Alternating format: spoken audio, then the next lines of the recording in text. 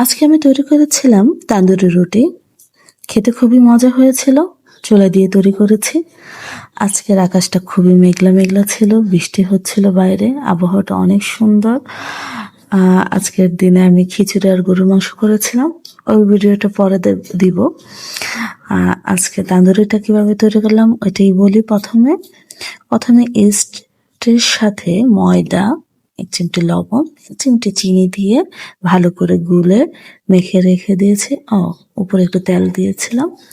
তারপর কিছুক্ষণ রেখে দেওয়ার পর ওইটাকে রুটির মতো করে চুলাতে তার উল্টো পিঠে দিয়ে একটু পানি ছিটিয়ে নিয়েছি। তারপরে দিয়ে ছেঁকে ছেঁকে ফুলকো ফুলকো ভাবে রুটিগুলো হয়ে গিয়েছিল। অনেক সুন্দর হয়েছিল।